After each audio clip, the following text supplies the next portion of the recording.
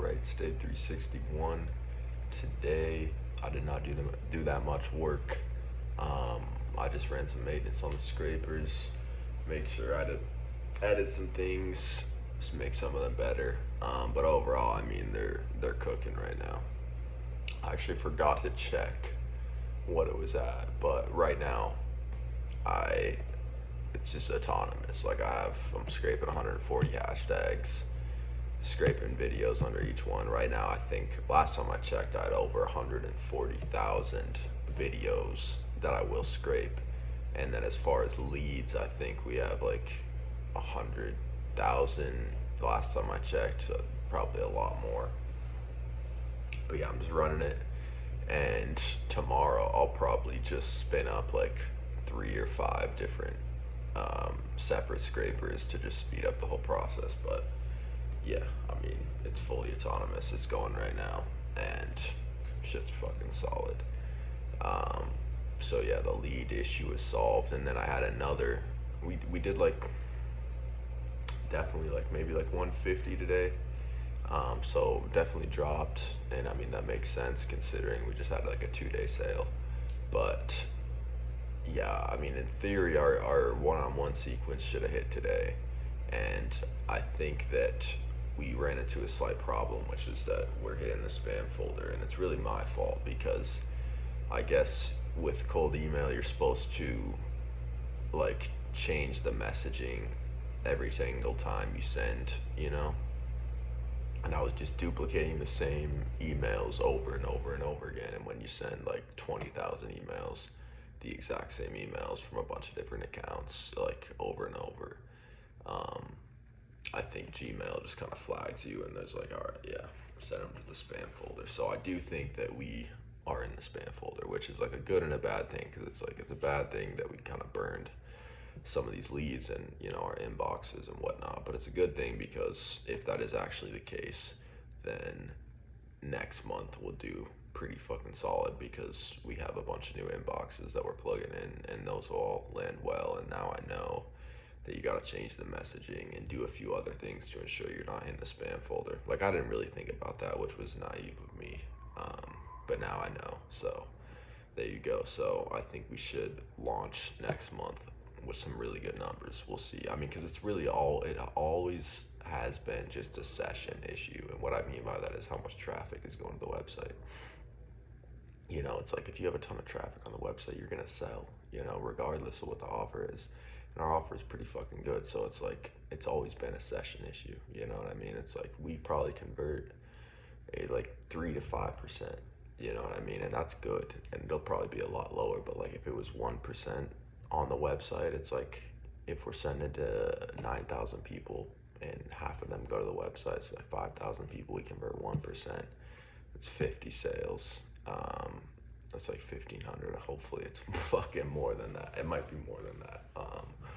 But either way, it's like it's just a traffic issue. So if we can just get a ton of traffic to the website, we're gonna make money, So that's always been the goal, and hopefully next month we have solved that issue, and I think we will. I mean, this is what, the third month of sales will be next month, so I mean, it just adds up. You just get better and better, and you just keep improving.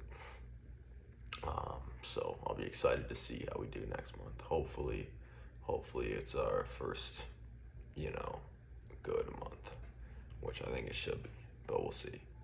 And then, yeah, software. I'm gonna get back on that tomorrow, build that whole thing out, and launch that as well. And it's kind of interesting. I realized today, like, I have a bad habit of starting things that I don't really want to like do long term, which is like, I'm just chasing fast cash, which is like valid, but it's also kind of stupid to just constantly pursue short-term money, because you never build anything long-term. It's like this media kit software business, I think, has a lot of potential, but at the same time, it's like I don't really want to be like known for that.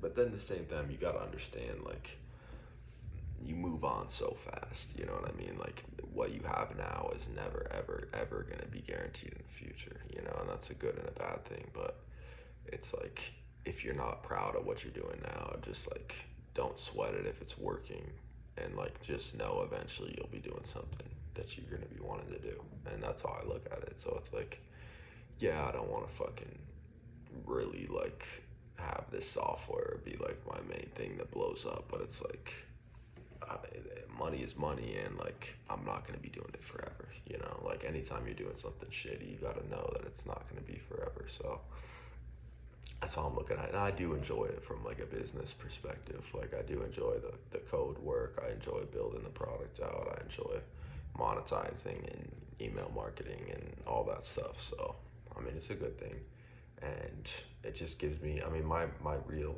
goal with it is to just give me enough freedom and seed money to fund other ventures. You know, I'm not. I'm probably not gonna ball out like crazy. You know, if I had $100,000 a month, I'm not. I'm not that type of person. I might do some slight purchases, but overall, it's gonna go straight back and just hopefully be my biggest lever of growth. So that's the goal with it. I mean, I have a lot of software ideas that I think could be huge, and one of them that I really want to work on, but I'm not gonna talk about it because it's just like another idea for now. Maybe we'll come back to it, but there's just stuff I want to do. There's money I need to deploy, you know, and that's exactly what I'm gonna do once I start making a ton of money. Is I'm just gonna deploy all of it, you know. So that means developers, teams, and just hiring people. So yeah, that's where I'm headed, and I do think that I will hit that this year. We'll see. It's burning up right now. It's slowly but steadily it's going up, and next month I think will be a good month, and then this summer I think will be a good time period for my software and everything in between. And then there's another idea on the backside of this whole influencer thing, which is like, yeah, it is what it is. It makes money. It's lucrative. Um, but I was thinking of like doing the same thing that I'm doing right now for influencers, but doing it for brands.